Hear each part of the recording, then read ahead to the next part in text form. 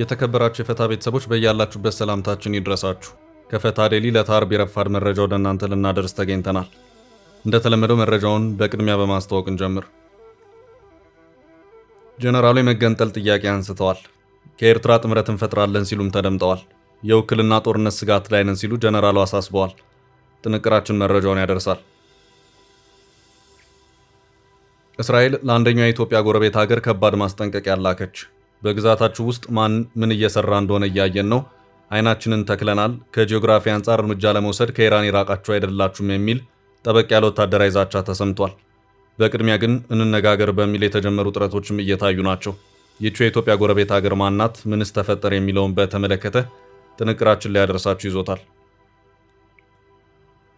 የትራምፕ አስተዳደር አደገኛ ወንጀሎች ሲል ጠቅሶ በርካታ ኢትዮጵያውያንን ማሰሩን ይፋ አድርጓል። ኢትዮጵያውያኑ በአሜሪካ ከተጀመረው ስደተኞች ላይ ባነጣጠረው ዘመቻ መያዛቸው የተገለጸ ሲሆን ከታሰሩ በኋላ ፎቶአቸው ይፋ ተደርጓል። ዝርዝሩን ይሰሙታል። ካለፈው ማክሰኞ ህዳር 30 2018 ዓ.ም ጀምሮ የጋምቤላ ከተማ አስተዳደር ከጸጥታ አካላት ውጪ በሚደረግ ማንኛውም እንቅስቃሴ ላይ ገደብ የጣለ መሆኑን አስታውቋል። ውጥረቶችም ከፍ ያሉበት ሁኔታም ታይቷል። የተፈጠረውን ሁኔታ በተመለከተ እየወጡ ያሉ መረጃዎች አሉ። አጠር አድርገን ይዘነዋል። ከኢትዮጵያውያን ባህልና ወግ አፈንግጠው አስነዋሪ ተግባራትን ሲፈጽሙ ነበር የተባሉ ተጨማሪ 2 ቲክቶከሮችን ማሰሩን የአዲስ አበባ ከተማ ፖሊስ አስታውቋል። ይህ በሳምንቱ የታሰሩ የቲክቶከሮችን ቁጥር ወደ 8 አድርሶታል። ጉዳዩ በማህበራዊ ሚዲያ መነጋገሪያነቱ የቀጠለ ሲሆን የህግ ባለሙያዎችም ከህግ አንጻር ትንታኔ እየሰጡበት ነው። የዓመቱ የቲክቶክ ሽልማት አሸናፊው አዶናይ በተመለከተ ከችግር አንስቶ ረድቶናል፣ ህይወታችንን ቀይሮናል ያሉ ታዳጊዎች በይፋ ለመንግስት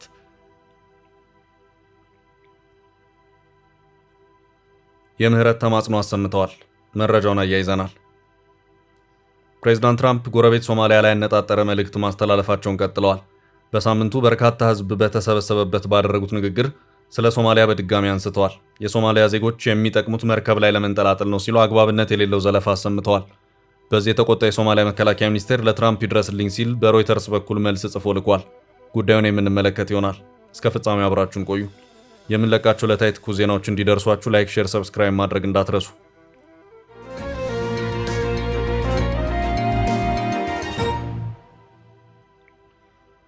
ጀነራሉ ያነሱት የመገንጠል ጥያቄ። ጀነራሉ የመገንጠል ጥያቄ አንስተዋል። ከኤርትራ ጋርም ሊፈጠር ስለሚችል ጥምረት ማብራሪያ ሰጥተዋል። የውክልና ጦርነት ስጋት ላይ ነን ሲሉ አሳስበዋል። ይህንን ያሉት በከፍተኛ የሙስና ወንጀል ክስ ተመስርቶባቸው በመጨረሻም የኢትዮጵያ ለህዝብ ጥቅም ሲባል ክሳቸው እንዲቋረጥ ተደርጎ ነፃ እንዲሆኑ የተደረጉት ጀነራል ክንፈ ዳኘው ናቸው። ጀነራሉ እየደጋገሙ ኢትዮጵያን በማጥላላት የትግራይ ብሔርተኝነት ላይ ትኩረት አድርገው ሲናገሩ ይሰማሉ። የሜቴክ ዋና ዳይሬክተር የነበሩት ሜጀር ጀነራል ክንፈ ዳኘው በትግራይ ሁናዊ እንዲሁም መጻኢ ዕድል ላይ ትኩረት ባደረጉ ጉዳዮች ላይ በሰጡት ማብራሪያ ላይ ነው ትግራይን እንገንጥል ያሉት። ጀነራሉ ብራክ ከተሰኘ በይነመረብ ሚዲያ ጋር ባደረጉትና ከ2 ሰዓት ከ30 ደቂቃ በላይ ርዝማኔ ባለው ቃለ ምልልስ ላይ በሰጡት ማብራሪያ በትግራይ ያለውን ሁኔታ ከባርነት ጋር በማነጻጸር ሲናገሩ ተደምጠዋል። በፌዴራል መንግስቱ የክልሉ በጀት ተይዞ የከፋ ሁኔታዎች መፈጠራቸውን ጠቁመዋል። ትግራይ ከዚህ ባርነት ነፃነት ማግኘት አለባት ያሉት ጀነራሉ የነፃነት አማራጮችን በተመለከተ ሰፊ ማብራሪያ ሰጥተዋል። በመንግስታዊ ዲፕሎማሲ፣ በኃይል ትግል አሊያም በሰላም ይሁን በሌሎች አማራጮች የትግራይ ነፃነት ሊረጋገጥ ይገባል ሲሉ ተናግረዋል። ይህ ከመሆኑ በፊት ትግራይ ከጎረቤቶች ጋር ሰላማዊ ግንኙነት ሊፈጠር ይገባል ሲሉ ገልጸው ከኤርትራ ጋር የሚኖር ግንኙነት ትልቁን ምዕራፍ እንደሚወስድ አስምረውበታል። በተመሳሳይ ከአማራ ጋርም ሆነ ከሌሎች አጎራባቾች ጋር ግንኙነቶች ሊሻሻሉ እንደሚገባቸው የተናገሩበት ሁኔታ ታይቷል። የትግራይ ህዝብ ከዘር ማጥፋት ራሱን በጦርነት መከላከሉን ያነሱት ጀነራሉ ቀጣይ የቤት ስራው ነፃነቱን ማረጋገጥ ነው ሲሉም በዚሁ ቃለ ምልልሳቸው ተደምጠዋል። ጀነራል ክንፈ ዳኘው የመገንጠልን ጉዳይ በተመለከተ በሰጡት ማብራሪያ ላይም ህዝቡ ነፃነቱን ተነጥቆ እንደሚገኝ በመጥቀስ የራስን ዕድል በራስ መወሰን ላይ ትኩረት ሰጥተው አብራርተዋል። መገንጠል ለትግራይ ነፃነት መፍትሄ ከሆነ አማራጭ ነው ሲሉም ተናግረዋል። ስለሆነ የኢትዮጵያ መንግስት የትግራይና የኤርትራ ውጥረት የተጠየቁት ጀነራሉ ግጭት ከተቀሰቀሰ የውክልና ጦርነት እንደሚሆን ተናግረዋል።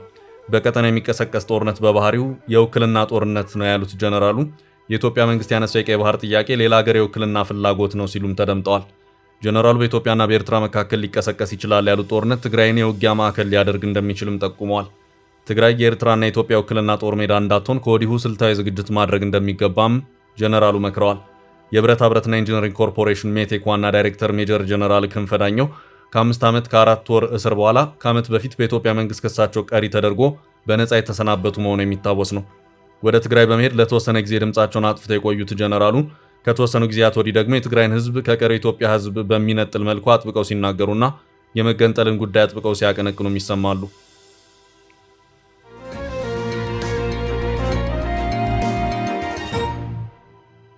በቀጣይ መረጃችን እስራኤል ከባድ ማስጠንቀቂያ ላከች። በጋዛ፣ በየመን፣ በሶሪያ፣ በሊባኖስና በኢራን ጦርነት ተወጥራ የከረመችው እስራኤል አሁን ደግሞ ወደ ኢትዮጵያ ጎረቤት ሀገር ዘወር ብላ ከባድ ማስጠንቀቂያ ሰጥታለች። እርምጃ ልወስድ የምችል መሆኑም ይታወቅልኝ ስትልም አስታውቃለች። ጥብቅ ክትትል ከማድረግና ከበድ ያለ ማስጠንቀቂያን ከመስጠት ጀምሮ አሁን ደግሞ ነገሩ እንዴት ነው በሚል ቀጥተኛ ንግግር የተጀመረ መሆኑን i24 ባሰራጨው ዘገባ አመላክቷል። ይህ አሳሳቢ ጉዳይ ታይቶባታል የተባላችው ሀገር የኢትዮጵያን ጦር ጨምሮ ሌሎች የአፍሪካ ሰላም አስከባሪ ጦር የሚገኙባት ሶማሊያ ናት። እስራኤል የመን ላይ ሆኖ ሚሳኤሎችን በማስወንጨፍ የእስራኤል ዋና ከተማ ቴል አቪቭን ሳይቀር ሲያጠቁ የነበሩት የየመን ሁቲ አማጽያን ቀይ ባህርን አቋርጠው በስፋት ወደ ሶማሊያ እየገቡ መሆኑን ደርሼበታለሁ ስትል አስታውቃለች። ይሄኛው አንደኛው ነው። በሌላ አቅጣጫ የእስራኤል ቀንደኛ ባላንጣ የሆነችው ቱርክ በሶማሊያ ምድር ግዙፍ ወታደራዊ ቤዝን እየገነባችና የሚሳኤል ሙከራዎችን ማድረግ መጀመሯ ስለ እስራኤል እርምጃ ወስዳለሁ ወደሚለው ከባድ ማስጠንቀቂያ እንድትገባ ያደረጋት መሆኑን የካብ ቲቪ ዘገባ አመልክቷል። እስራኤልና ሶማሊያ ዲፕሎማሲያዊ ግንኙነት ያላቸው ሀገራት አይደሉም። ሶማሊያ ለእስራኤል ሀገራዊ እውቅናን የሰጠችው ሀገር አይደለችም። ያም ሆኖ ነገሩ ከረር እያለ በመሄዱና የየመን ሁቲዎች በስፋት ወደ ሶማሊያ ከገቡ ከእስራኤል የመን ካለው ርቀት ይልቅ ከእስራኤል ሶማሊያ ያለው ርቀት ያጠረ መሆኑ እስራኤልን ለአደጋ ያጋልጣታል የሚለው ድምዳሜ ላይ ተደርሷል። በዚህ ምንም እንኳን እስራኤል ከሶማሊያ ጋር ይፋዊ ግንኙነት ያላት ሀገር ባትሆንም በዚህ ጉዳይ ከሶማሊያ አመራሮች ጋር ቁርጡን መነጋገሩ ግድ ያለ መሆኑን ይኸው የi24 ዘገባ አመላክቷል። እንደ ካብ ቲቪ ዘገባ ከሆነ ሶማሊያን በተመለከተ የእስራኤል ስጋት የየመን ሁቲዎች ብቻ አይደለም። ሌላኛው በሶማሊያ በኩል እስራኤል ላይ የተጋረጠው ስጋት የቱርክ ወታደራዊ እንቅስቃሴ ነው። ቱርክና እስራኤል በአይነ ቁራኛ የሚተያዩ ሀገራት ናቸው። በሌላ አቅጣጫ ደግሞ ቱርክ በሶማሊያ ባህር ዳርቻ ግዙፍ ወታደራዊ ቤዝን መገንባት ከጀመረች ዋላ ድር ብላለች። በዚህም የእስራኤል መንግስት ዓለም አቀፋዊ ጉዳዮች አማካሪ የሆኑት ሻይጋል ከአንድ ሳምንት በፊት የሶማሊያ ባለስልጣናትን በጥብቅ ያስጠነቀቁ መሆኑን ይኸው የካብ ቲቪ ዘገባ አመላክቷል። እንደ ዘገባው ከሆነ ሻይጋይ በዚሁ ማስጠንቀቂያቸውም ለብዙ ዓመታት እስራኤል ኢራንን አታጠቃም የሚል ግምት ነበር። ሶማሊያ ደግሞ ከኢራን አንጻር ብዙም ከኛ የምትርቅ ሀገር ስላልሆነች ርቀት አይገድበንም የሚል መልእክትን ያስተላለፉ መሆኑ ታውቋል። ይሄ ማስጠንቀቂያ መልእክትም የተላለፈው በዚያው በሶማሊያ ባህር ዳርቻ ወታደራዊ ቤዟን እየገነባች ላለችው ቱርክ መሆኑን ይኸው ዘገባ አመላክቷል። ቱርክ ሶማሊያ ውስጥ ምን እያደረገች እንደሆነ አይናችንን ከፍተን አንድ በአንድ እየተከታተልን ነው። ቱርክ በሶማሊያ ወታደሮችን ከማሰልጠን ጀምሮ እስከ ሚሳኤል ሙከራዎች ድረስ የዘለቁ ስራዎችን እየሰራች እንደሆነ እናውቃለን ሲሉም አስታውቀዋል። አውሮፓዊቷ ቱርክና እስራኤል አይግባቡ፣ በጠላትነት የሚፈላለጉ ሀገራት ናቸው። በቅርቡም ቱርክ የእስራኤሉ ጠቅላይ ሚኒስትርና ሌሎች 36 ባለስልጣኖቻቸው በጋዛ ለፈጸሟቸው ወንጀሎች በቁጥጥር ስር ውለው ለፍርድ መቅረብ አለባቸው በማለት ቱርክ በባለስልጣናቱ ላይ የእስር ማዘዣ ያወጣችበት ሁኔታም ታይቷል። አሁን ደግሞ ሁለቱ ሀገራት በሶማሊያ ጉዳይ ወደ አዲስ መካረር ገብተዋል። እስራኤል በማናቸውም ጊዜ ጥቃት ልሰነዝር እችላለሁ እያለችም ነው። ጉዳዩ ደግሞ የየመን ሁቲ ታጣቂዎች በስፋት ወደ ሶማሊያ እየገቡ ነው መባሉን ተከትሎና የእስራኤል ባላንጣ የሆነችው ቱርክ በሶማሊያ ምድር ወታደራዊ አቅሟን እያጠናከረች መሄዷ ነው። ጉዳዩን አስቀድመን በሰላም ንግግር እንመልከተው በሚልም እስራኤል ከሶማሊያ ባለስልጣናት ጋር ውይይት የጀመረች መሆኑን የእስራኤሉ ምክትል የውጭ ጉዳይ ሚኒስትር ሻረን ሃስኬል ለ i24 ኒውስ ቴሌቪዥን ተናግረዋል።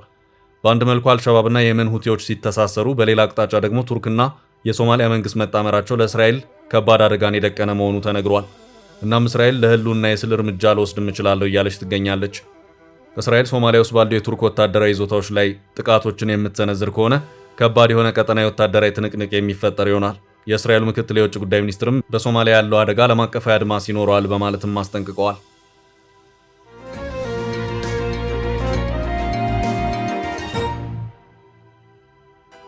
ወደ ቀጣይ ርዕስ አለፍን። በትራምፕ ውሳኔ የታሰሩት ኢትዮጵያውያን። የትራምፕ አስተዳደር አደገኛ ወንጀሎች ሲል ጠቅሶ በርካታ ኢትዮጵያውያንን ማሰሩን ይፋ አድርጓል። ኢትዮጵያውያኑ በአሜሪካ ከተጀመሩ ስደተኞች ላይ ባነጣጠረው ዘመቻ መያዛቸው የተገለጸ ሲሆን ከታሰሩ በኋላ ፎቶአቸው ይፋ ተደርጓል። የፕሬዝዳንት ዶናልድ ትራምፕ አስተዳደር በስደተኞች ላይ እየወሰደ ካለው ጠንካራ እርምጃ ጋር በተያያዘ የአሜሪካ የሀገር ውስጥ ደህንነት መስሪያ ቤት ከሁሉም የከፉ አደገኛ የውጭ ዜጋ ወንጀለኞችን ዝርዝር ይፋ አድርጓል።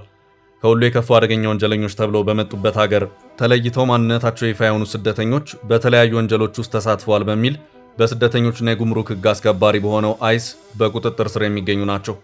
በዚህ ዝርዝር ውስጥ ከተለያዩ የዩናይትድ ስቴትስ ግዛቶች የተያዙ 8 ወንዶችና አንዲት ሴት ኢትዮጵያውያን ፎቶግራፍ፣ ስም፣ የፈጸሙት ወንጀል እና ከየትኛው አሜሪካ ግዛት እንደሆኑ ይፋ ተደርጓል። ኢትዮጵያውያኑ በግድያ፣ በዝውውር፣ የጦር መሳሪያ ይዞ በመገኘት በዘረፋና በሌሎችም ወንጀሎች ላይ የተገኙ መሆናቸውን የወጣው ዝርዝር ያመለክታል። አደገኛ ተብሎ የተለዩት 9 ኢትዮጵያውያን ከአንዱ በስተቀር የሁሉም ፎቶ ፈጽመዋቸዋል ከተባሉት ወንጀሎች ጋር ለሕዝብ ይፋ ተደርጓል። በሕግ አስከባሪ ባለስልጣን አደገኛና ከሁሉ የከፉ ተብለው በቁጥጥር ስር የዋሉትና ከአሜሪካ ይባረራሉ ተብሎ የተለዩት የሌላ ሀገር ዜጎች ትኩረት እንዲደረግባቸው ያደረጓቸውን የወንጀል ድርጊቶች ዘርዝሯል። ከተጠቀሱት መካከልም የቤት ውስጥ ጥቃት፣ በተደጋጋሚ ጠጥቶ ማሽከርከር፣ ዘረፋ፣ ልጆችን ማገት፣ የሽብር ማስፈራሪያ፣ በጦር መሳሪያ ጥቃት መፈጸም፣ የተሰረቁ ንብረቶችን መቀበል፣ የፍርድ ቤት ትዕዛዝን አለማክበር፣ ህገወጥ የገንዘብ ዝውውር ይገኙባቸዋል። የሀገር ውስጥ ደህንነት መስሪያ ቤቱ የተለያዩ ወንጀሎች ፈጽመው እጅግ የከፉ አደገኛ ስደተኞች በማለት በመላው ዓለም ከሚገኙ ሀገራት የመጡ ግለሰቦች በቁጥጥር ስር መዋላቸውን ያወጣው ዝርዝር ያመለክታል። የመስሪያ ቤቱ ኃላፊ ክሪስቲኖም አሁን ይፋ የተደረገው ዝርዝር በሀገሪቱ ውስጥ በሚገኙ ከባድ የወንጀል መዝገብ ያለባቸው የውጭ ዜጎችን ኢላማ በማድረግ የሚካሄደው ዘመቻ ለመጠናከሩ ማሳያ ነው ብለዋል። ከ2 ሳምንት በፊት አንድ አፍጋናዊ ስደተኛ ዋሽንግተን ውስጥ በ2 የአሜሪካ ብሔራዊ ዘብ አባላት ላይ በፈጸመው አደገኛ ጥቃት አንዷን ሲገድል ሌላኛውን ደግሞ ክፉኛ ካቆሰለ በኋላ የትራምፕ አስተዳደር ከህገወጥ ስደተኞች ባሻገር ህጋዮቹን የሚመለከት እርምጃ እየወሰደ ነው። በጥቃቱ የተነሳ ከአፍጋኒስታውያን የቀረቡ ሁሉም የስደተኛና የጥገኝነት ጥያቄዎች ተጨማሪ የደህንነትና የማጣራት ስራዎች እስኪከናወኑ ድረስ ላልተወሰነ ጊዜ እንዲቆሙ ተደርገዋል። በተጨማሪም የትራምፕ አስተዳደር ህጋዊ ሰነድ ያላቸው ኤርትራና ሶማሊያን ጨምሮ ከ19 ሀገራት ወደ አሜሪካ የገቡ ዜጎች የመኖሪያና የሥራ ፍቃድ ላይ እንደገና ምርመራ እንደሚደረግ አስታውቋል።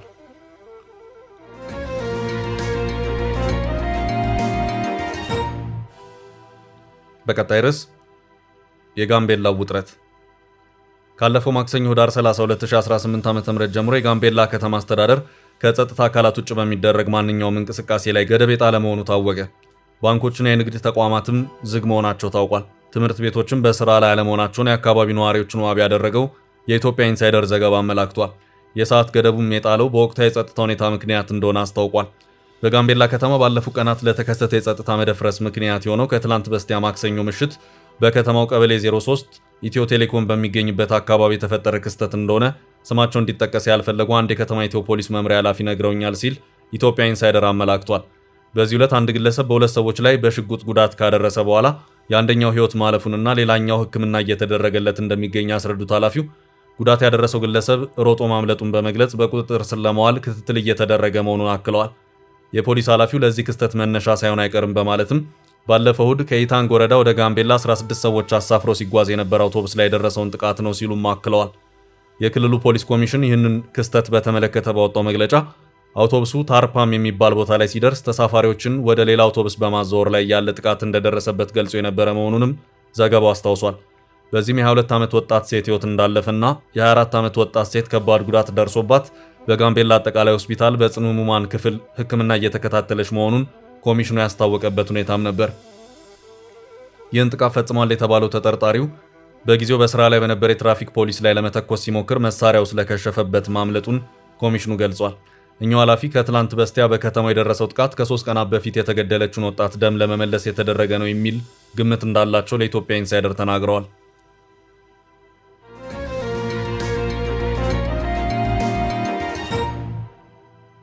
ወደ ቀጣይ መረጃ አለፍን። ተጨማሪ ቲክቶከሮች ታሰሩ።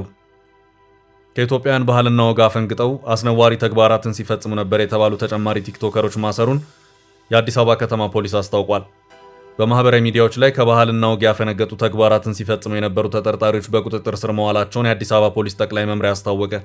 በዚህም በቲክቶክ ስሙ ሊል ጄይ ጎይጋር ኮት ዊዋል እና ከእርሱ ጋር ያልተገባ ከባህል የወጣ አስነዋሪ ተግባር ስትፈጽም የነበረች ክሌሊ ጊቦ አያና የተባሉ የቲክቶክ ተጠቃሚዎች ታህሳስ 2 ቀን በለሚ ኩራ ክፍለ ከተማ ወረዳ 9 ልዩ ቦታው ፍሊንትስቶን ሆምስ ከሚባል ቦታ በቁጥጥር ስር ውለው ምርመራ እየተጣራባቸው እንደሚገኝ ፖሊስ ገልጿል።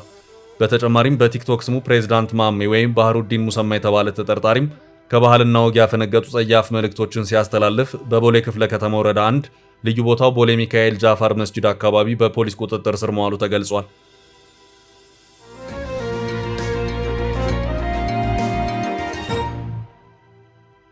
በቀጣይ መረጃ የትራምፕና ጎረቤት ሶማሊያ ውዝግብ ቀጥሏል። የሶማሊያ መከላከያ ሚኒስቴር ለትራምፕ ይፋዊ መልስ ሰጠ። ፕሬዚዳንት ትራምፕ ጎረቤት ሶማሊያ ላይ ያነጣጠረ መልእክት ማስተላለፋቸውን ቀጥለዋል። በሳምንቱ በርካታ ሕዝብ በተሰበሰበበት ባደረጉት ንግግር ስለ ሶማሊያ በድጋሚ አንስተዋል። ትራምፕ ንግግር ለማድረግ የተገኙት ስለ ኢኮኖሚ ጉዳዮች ቢሆንም መሃል ላይ ከሶስተኛ ዓለም ሀገራት የሚመጡ ስደተኞችን አንፈልግም ሲሉ ተሰምተዋል። እንደ ሶማሊያ ካሉ አደጋ ከሆኑ ሀገራት ስደተኞችን እናመጣለን፣ ሀገሪቷ ቆሻሻ የምትዘጋና የወንጀል መፈልፈያ ናት ሲሉ ዘለፋ አሰምተዋል። የሀገሪቷ ዜጎች ለምንም አይጠቅሙም፣ ከጠቀሙም መርከብ ላይ ለመንጠላጠል ነው ሲሉ የሶማሊያ ባህር ዘራፊዎችን ጉዳይ አንስተዋል። ይህን ተከትሎ የሶማሊያ መከላከያ ሚኒስቴር በይፋ ለትራምፕ ዘለፋ መልስ ሰጥቷል። ሶማሊያውያን በፕሬዝዳንቱ ሲንቋሸሹ ዝም አንልም ነው ያለው ሚኒስቴሩ። የፕሬዝዳንቱን ዘለፋም አንቀበለውም ሲል ተቃውሟል። ትራምፕ ጎረቤት ሶማሊያ ላይ ያነጣጠረ ንግግር ያደረጉት በሳምንቱ ማክሰኞ ዕለት ሲሆን ፔንሲልቫኒያ ውስጥ በተዘጋጀ ህዝባዊ መድረክ ላይ ነው። ባሳለፍነው ሳምንት ትራምፕ ሶማሊያን ቆሻሻ ሲሉ መግለጻቸውን ተከትሎ የአገሪቱ ፕሬዝዳንት ሐሰን ሼክ መሐመድ የትራምፕን ስም በቀጥታ ሳያነሱ አንዳንድ አካላት ሶማሊያን የሚያዩበት አይን የተሳሳተ ነው ማለታቸው ይታወቃል። የሶማሊያ ጠቅላይ ሚኒስትር ደግሞ ለፕሬዝዳንቱ የተሻለው መልስ አለመስጠት መሆኑን ገልጸው ነበር። የሶማሊያ መከላከያ ሚኒስቴር ግን ለሮይተርስ በላከው ጽሑፍ ፕሬዝዳንት ትራምፕ ወደ ሶማሊያ በማተኮር ከማናጠብ ይልቅ ለአሜሪካ መራጮች የገባውን ቃል መፈጸም ላይ ቢያተኩር የተሻለ ነው ሲል ምክር ለግሷል። የሶማሊያ መከላከያ ሚኒስቴር አሜሪካ በጸረ ሽብር ዘመቻ ለሶማሊያ የምታደርገውን ድጋፍ አድንቆ ሆኖም የፕሬዝዳንቱ የሶማሊያ አገላለጾችን ግን እንደሚቃወመው በላከው ጽሑፍ ገልጿል። ሶማሊያን በዓለም የሚታወቁት ትጉ ሰራተኞች በመሆን ነው ያለው ሚኒስቴሩ እኛ መለያችን ችግርን መጋፈጥ ነው ብሏል።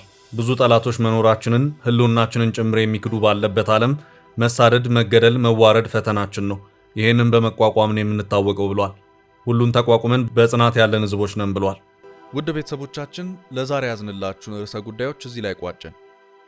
ላይክ፣ ሼር እና ኮሜንት በማድረግ ለቻናላችን ድጋፋችሁን መግለጽ እንዳትዘነጉ እያልን ከሌሎች መረጃዎች